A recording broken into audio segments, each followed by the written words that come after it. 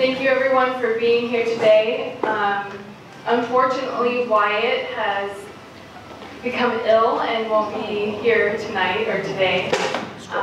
He has strep throat. He just went to the emergency room this morning, actually, so not good.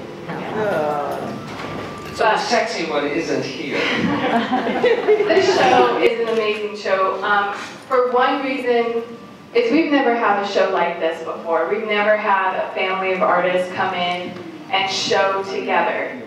And they came in, I'm going to give you a little bit of a background history, how we do installations. Usually we have an artist come in, they drop off their pieces. We have our installation team come in, Bob Privet, and they set up the show.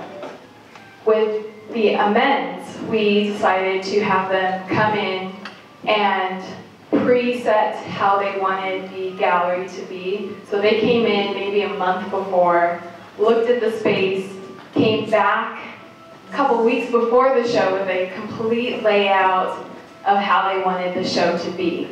And then came in 2 days before we were going to open and spent the entire 2 days installing themselves with the help of Bob Privet and his team. So it's an amazing show, and one of the questions that I want to start off with for you guys is, how did this begin? What was the process for you guys? What was the decision?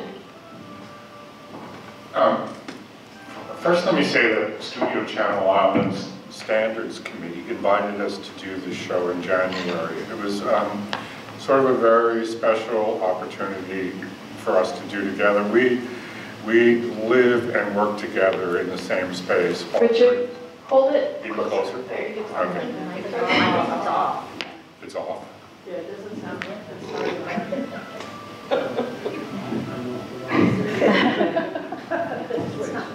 Is that better? Yeah. So, I mean, we've always thought about the idea of doing a family show, and that it would eventually, it would be a natural thing to happen. But what that invitation kind of led to in our way about thinking about this show is that we really wanted the show to reflect our house and what our life is like. So in a very literal sense, like this space right here in the middle, this is like our dining room. We have taken the work exactly off the dining room and brought it to the gallery. Wow. We share our studio spaces for better or worse. Wyatt's kiln is in my painting studio. His wheel is in a part of Susan's studio, and there are work tables all over the place that whoever needs them is using them. So that's kind of what we wanted to show, is that our studios, not only our working studios kind of overlap, but our house is full of our work and our friends' work. And so that's even why we brought furniture from our house, so that you kind of just understand that the work already has this relationship. And it allowed us also to show work that's sort of historical without it being a retrospective, to show new work without it being just totally, completely a show about new pieces. So it gave us kind of a freedom within how we function day to day. So that's kind of what the gist of the whole thing was. Yeah, like the piece that's on the wall over here, I mean, this wall installation over here with the Corbu lounger underneath is actually, we were trying to simulate our fireplace mantle, and that Corbu chair is right there by that place. And we also put objects on the mantle, very similar to what these are, and then that painting was above the objects. So some of the objects are like models for public art, or they're folk art from Oaxaca, or they're collaborations, you know, between Wyatt and me with the ceramics, and me painting on glass and glass subject matter on his bottles. But it was trying to show that, you know, artists put things together, you know, all the time and don't really think that much about it. But these are things that over time we've put together, and then we just started looking at what the relationship, as he said, of these things and these objects and our artwork and different artworks, and so we thought we'd share that in the show because I think people, you know, it's good information for anyone to have, is how to put things together that they have their life and they become like a narrative, a story on their own. So, what? Mic problem. So that's, and then the other chair over here, and then Richard and Wyatt built this platform table for Wyatt's drone pieces, and that was a drawing table that we found out on the street, and then Richard designed the top. So there's a lot of feedback and helping of making things, and I'm getting off topic. So what's... Well, one thing that you may or may not know is this show is actually 3 generations of artists. Could you guys talk a little bit about that? Well, that was, yeah, that's Richard's idea, really. Mom is in the show too. So we kind of made an honorary inclusion to put her in. Her work is kind of around the corner. She has 2 watercolors and a ceramic piece that's on the wall. And she's always been kind of a hobby artist and very quiet about it.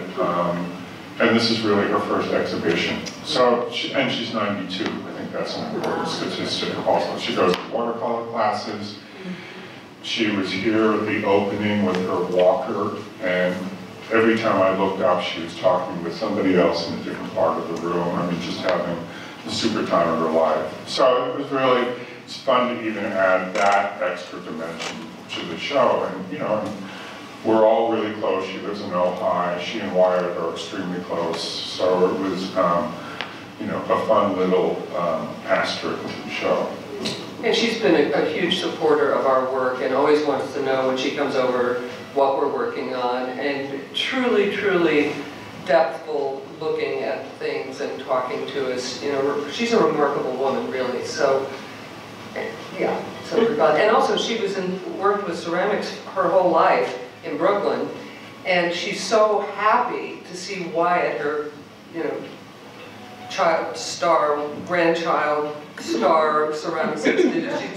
She couldn't be happier when she's around him. So maybe, you know, another curator might not have allowed that to happen, but it was meaningful as we got, you know, sort of into all the kinds of ways that this show was important to us. And then I will say, I don't know if it's going to come up in another question, but something happened on the way, you know, being invited. I bet it was Michael Rohde's idea that we got invited to do a family show. I'm not sure, but it came from the studio channel Islands.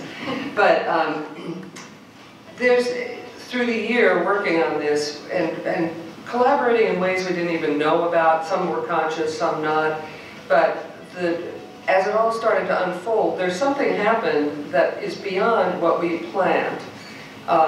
There is a synergy between the work and a dialogue that we didn't really know. I mean, all my work's crammed in my studio, and his is piled up on tables, and yours is in 3 spaces. And then all of a sudden, this great space, and the thinking about where things were going to go and how they would go. And then there was, I mean, I think it's the best show I've ever been in, and I've been in a lot of shows. This really gives me the chills, and I'm really super happy.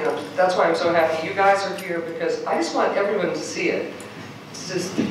We didn't know. You know, I mean, we planned this for a long time. This is how we wanted the show to look and the work to all to be together.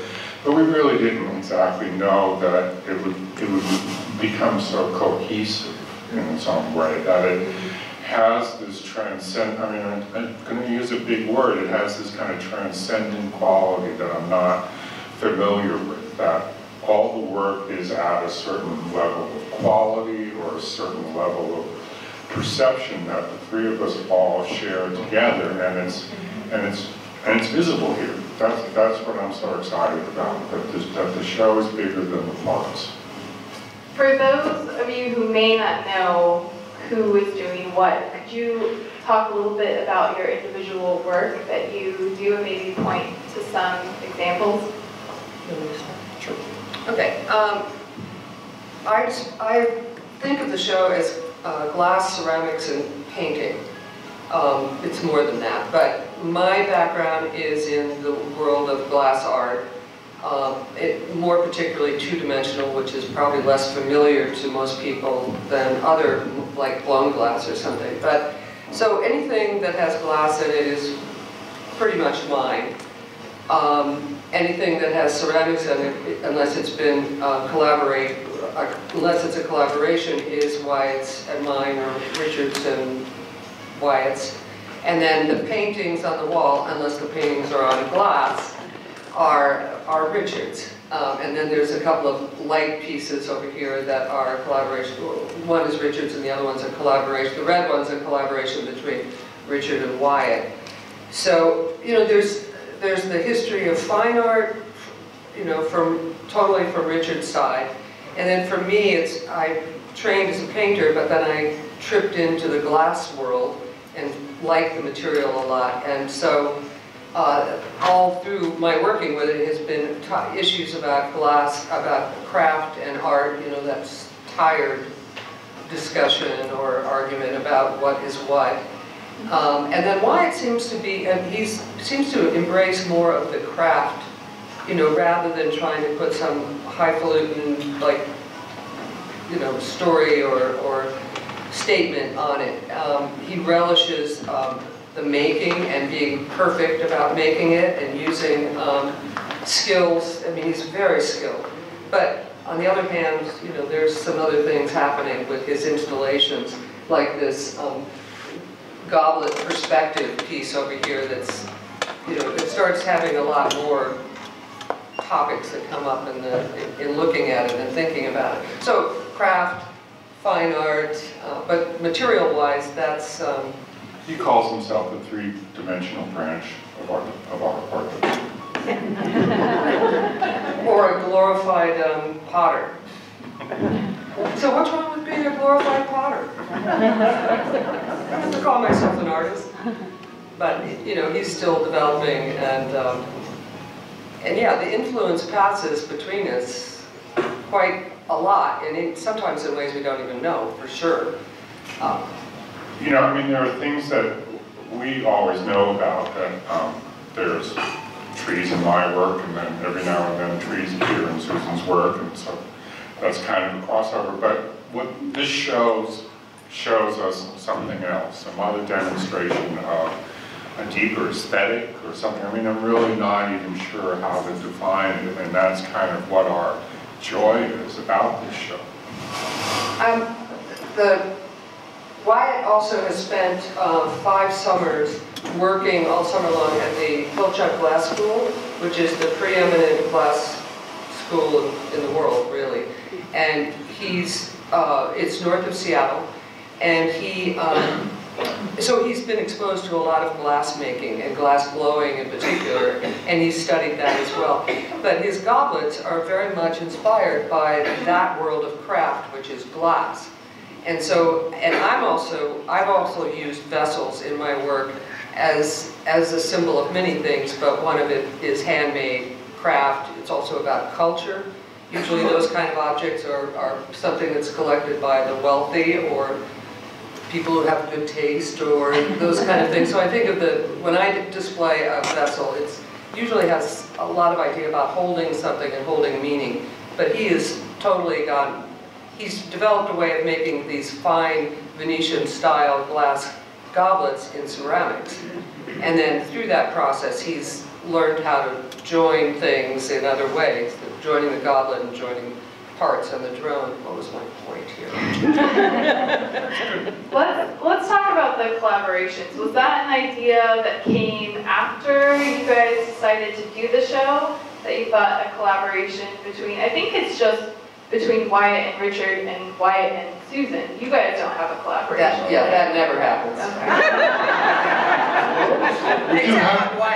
we do have a commission that we're working on together, but that's not in this show. It just kind of, I think the idea of a collaboration is Wyatt's really comfortable with that. And that's also something that comes out of even the glass world, is that it takes a collaborative effort to make a piece. And so that artists are always trading work. That's a good point. For services. And so they need each other's help and each other's participation. And so I think the idea was more natural for Wyatt that we do these things together. And his way of collaborating is basically that he would make something and then just hand it off. Well, you can paint on this wall. No. But with this box, it's a little more elaborate. Oh, and that this blue and gold Rembrandt's Romer. You picked out something from history that Rembrandt had depicted in one of his paintings, and then he made the form, and then he glazed it, and then he handed it back to Richard and said, paint gold on this. Learn how to do this. That was how much help I got. The idea of that piece was, that's called Rembrandt's Romer, and Romer is a, R-O-E-M-E-R is a type of drinking vessel, and it has all those kind of bumps on the bottom because people weren't really eating with knives and forks back in that time, and so all those fronts basically were a way of gripping your cup and not dropping it. So it wouldn't slip out of your hand. But the Romer was, that particular idea of the Romer is also something that a craftsman of that time would make to demonstrate their skill, just like Wyatt's Guggenheim goblet that's over here, that he's emulating the Venetian glass blowers that made these Guggenheim goblets as a demonstration of just what great craftsmen they were. This piece right here, which that's one of the goblets. Yeah, that's another Guggenheim goblet. But this was the glass piece. It's in the back. It's glass and wood. It was part of a diptych that I had done back in the 90s, and it came back. It was shipped back, and the companion piece broke, and this was damaged. And he always liked it. He said, "Mom, can you fix this? I'd like to do," and then I'll put a cup on the front of it. So I worked on making that whole again, and then he did this Guggenheim, and I just love the, it has some kind of ceremonial, special event that's unknown kind of feeling about it. It's precious and it's gold. Gold is so, the tears of the sun. Yes, Carol told me that gold never tarnishes, so it lives forever. Richard, I would really like you to explain a little bit more about the boxes. Okay.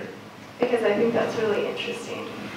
The box on the left, Catherine's talking about these two pieces on the wall over here with the lights in them. The one on the left is a piece called Cubist Blues. And this past spring I was asked by the Associate Dean of Otis's graduate program to have a show. And she runs the program where outside of her office is basically a 12-inch by 12-inch by 8-inch box deep. That's the gallery venue. So every artist who shows there every month works within that space. So this particular piece is within that space. It's a monumental work of art. It completely fills the space. It's no longer the gallery space. Now it's just Cubist Blues. But the wooden box around it, that's the off-the-shelf box that is the venue of the gallery. And what's going on inside it, the lights and the stripes and that shape that's inside there, is that I wanted to do something again, also about kind of our trip to Paris and what my take was on looking at the French version of the history of modern art. And so that's what I thought that I was riffing on, kind of something about minimalism, optical patterns, shiny surfaces, things like that. But then, kind of in the end, when I really realized that what that piece represents is a summary of my history of art, of the history of my making art for whatever it's been now, 40 years or longer than that, and what my tendencies are, and what's really kind of at the core of my business. It's even, I think, like next to the boxes, there's a black and white drawing that's all kind of triangles and crosshatched. And then that's next to another larger Paris drawing. But the two drawings are separated by 40 years, but they kind of represent just kind of a continuation of, not that I'm not thinking about that, but it is what I'm seeing in this show is kind of a continuation, a continuum of a vision or a sequencing, or how I think. Well, talk about all the Wyatt collaboration. So then the red one I did with Wyatt.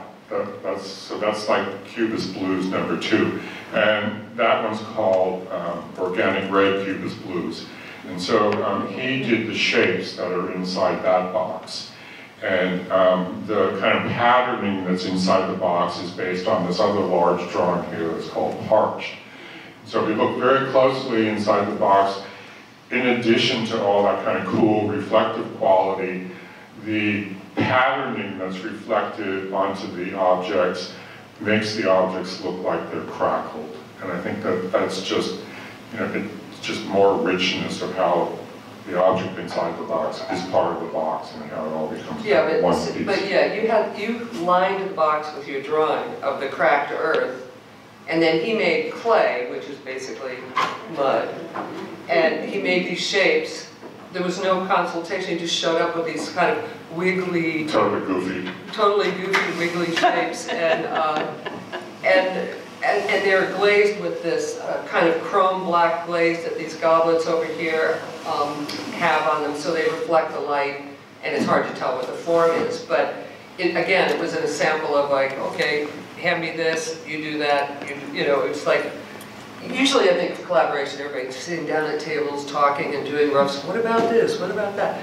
But it's really clean in a certain way. I've come to like it rather than obsessing over how it's supposed to be done. Susan, can you talk about your Man View series? I know that you have a couple pieces, and the concept behind that is really strong. And one of the questions that I have for you was, living with Wyatt and Richard, did that have any effect for you to start that series? Well, I've always been an independent woman, and I always worked. And I raised my first son. Jason is 20 years older than Wyatt. So I always thought that I thought with an independent woman, maybe I should have a girl. I'd be a perfect girl's mom. But I always had boys, and then he has 2 boys. So, I mean, I think that was my, my destiny is to, my challenge. And so the Man View piece, I've done a lot of work where there's narrative in it. Like, the grocery nude over here, I've done prints on grocery bags, and there's a picture of her painted on glass. And she is a woman that's cut off at the thigh, stuck in the grocery cart. She's going to be shopping forever. There's no break in that. So anyway, I've often used, most often I use a woman to talk about my place in the world, or what I'm thinking about in terms of the art world or whatever. So I decided I was going to do men. And so obviously, so then it did become like, it's about the men that I know, and all men, really. But I simplified it a little bit. So on this wall behind this piece are 2 pieces that I call Man View. And they are, from Chinatown I got a acupuncture chart, and I scanned it and sent it to this company, and they send me glass decals that I can fire onto the glass. So it's man nude, offering himself, ready to be healed, or to teach you how to be healed. And then there's Man in Culture. So Man in Culture is one of our 2 fashion models, looking really slick, and the other is a man in war, wielding a gun, AK-47 or something. And then there's the silly child, goofy man, cartoon kind of style man that's on these. And actually, since they're here, my grandson, were the inspiration for the cartoon of the bad child. And in my studio, one of them left, and then neither one said that the other one did it. But they left this goofy, like, muscle man with, no pants on, penis hanging out and stuff. And it was just a little sketch, but I ended up using that in the first man view that I did. So it was just like the bad child, man presents himself in culture, and man as the open offering. And with those pieces, I usually do, and this has been throughout my, if there's a commonality, I usually offer some form of nature, like man, woman in nature, and man, woman in culture. And in the case of these, there's depictions of very fancy glass, like luxury glass is what I call it. And they're depictions of cut glass, which is cut and polished, not very popular these days, but in its heyday was remarkably well collected in the World's Fairs of late 1800s, early 1900s. It was a big deal. Presidents gave them to shahs, and it was really part of American culture.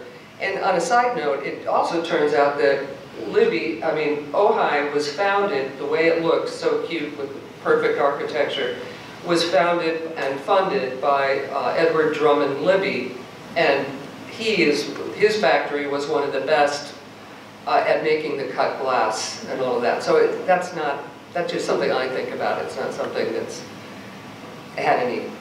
Anyway, so I just it just shows you how my life seeps into my thinking about the work. One of the questions I had for you was also, how did you discover glass? Was it something that you first started in your art making process using? No, it was a total accident. I was finishing my degree, my BFA in painting at the University of Texas at Austin, and our good friend and neighbor walked down the street, Rodney Smith, and said that he was going to start a stained glass studio, and was I interested in doing some part-time design work? I go, oh, sure. So I went over there, and as soon as I cut the glass and started, I just was like, wow, what is this? I mean, I just had no idea. And I just fell in love with all the properties of the material, and then we became partners, and so for 17 years in Austin, we had a really big glass studio that did all kinds of work, and I was reading the contemporary magazines of what was, who was breaking the rules and who was being shown in the mostly craft world at that time around the country, and I started calling them up and asking them to come to Austin to teach or do a lecture or do a workshop, and they came. So people like Dale Chihuly and William Morris and Paul Marioni and Narcissus Qualiata, and so they became friends, and then they asked me to teach at the Pilchuck Glass School. So I have a really big connection with learning about glass, both on my own and through my friends and the Pilchuck Glass School. So it was like it was meant to happen. But working with glass is a pain in the ass. It's dangerous, it breaks, but I think you start learning how to be really careful about movement and body. That's another topic, is how do you approach a material and what's the physical relationship with that? But we don't have to go there. Does that answer that? Yes, it does. So on a personal note, I think I want to know, and I'm sure our audience wants to know, how did you guys meet? What was that meeting like? Share the story. It's an interesting story. I went to Austin. I had a really long detour in the film world. I was a production designer and art director and built sets and designed sets for a long time. And as a production designer, I went to Austin, Texas to design a movie called DOA, which was a remake of an old film noir movie. And seriously, in the script, we needed to film a murder scene through stained glass. And so the set decorators went out and they brought back all these, I was really surprised by these really cool images of abstract, contemporary, modern stained glass that was sort of really perfect for the situation. And and eventually I went to Susan's studio and met her, and noticed a lot of pictures of her son, and no pictures of another man, and then without realizing it, I think I delivered her the check for her commission, and she asked me out. And that was kind of the deal, and that was really how the crusade started. And we were married 6 months later, and she moved to LA, sold her part of the business and moved to LA. So that's kind of really the simplified version, but that is really sort of what the scenario was and how quickly everything, it was really great, really pretty amazing. And my set decorator from that, my assistant art director on that movie, I mean, when we started sending out these things about, our exhibition Making Amends, he wrote back to me on Facebook that he really felt like he was kind of responsible for our marriage because he's the one that sort of set us up. Well, and I was just, my first son, Jason, who's up on stage over there, but he was just getting ready to go off to college, and I had been a single mom for, I don't know, 8, 9 years or something. And I finally felt like maybe I could meet somebody. But he walked in and he was like so smart about art history, and we just started yakking away, and it was just like, so I was intellectually inspired by Richard also, and I still am to this day, quite frankly. Being a couple, an artist couple, has that always been enjoyable, problematic? Any insights or? Catherine, you're an artist. I am, and I will not date another artist because I can see that being a problem. But it seems like you guys each have your own artistic identities, and I don't know if that has anything to do with you guys working in separate mediums. Does that have anything to do with that? Maybe. I think there are common aesthetics that we have that are kind of like really sort of general principles about the kind of artwork that we both like, that we both do, that we both admire each other's work, and that the work has this dialogue, just the way this show is sort of demonstrating it. So I think that represents a certain kind of compatibility that we have, and a way that we can talk with each other. I don't think that we're coming from opposite ends of different spectrum. Yeah, I don't think we could be married if we didn't like each other's work. That's it. But, sorry. But yeah, I mean, artists are not typically like linear, rational beings that march through the day like, how was work today, honey? And so we can work all day in our studios and never see each other, and so we meet for dinner and make dinner. And but there's things like, oh, the kiln, bad kiln firing, it just ripples through the property, and my paint won't dry, or the anguish of certain things in the process of making anything, they affect each of us, and it can be a downer, like.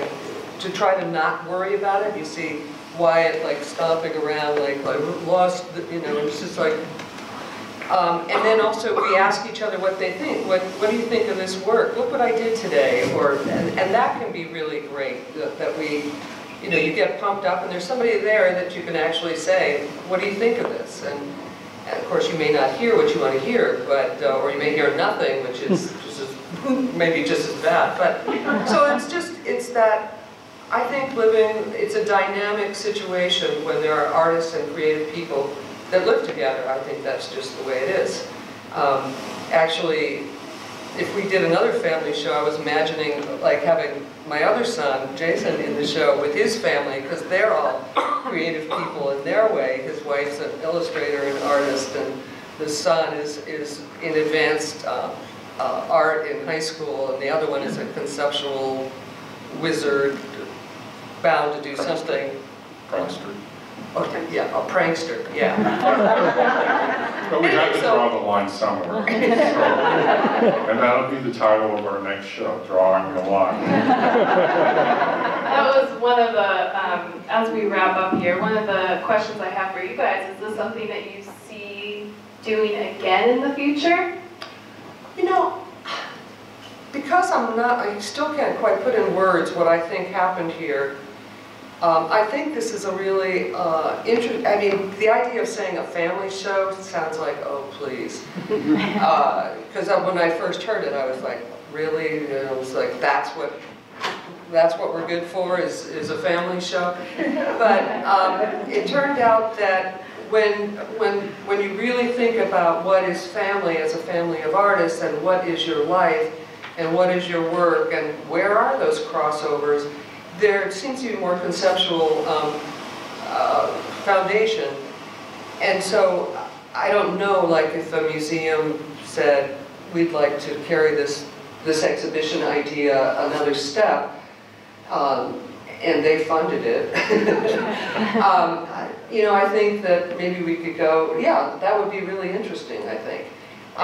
It's funny that you say that you were hesitant on the family idea, because at the reception, if you were here, you heard one song all night, and it was "We Are Family," played over and over by Susan. But, you know, I mean, also let me say that we're cautious about that idea also of being kind of a dog and pony family show together, that we really do want our own separate identities and be admired as artists, each on our own. So we've done shows together before, and we've kind of, you know, packaged them in a special way so that they had a unique resonance. Now this show has a uniqueness all of its own, but like, for instance, 5 or 6 years ago, Susan and I did a show that was called Retro Perspective, and it was about all the work that we were doing before we knew each other.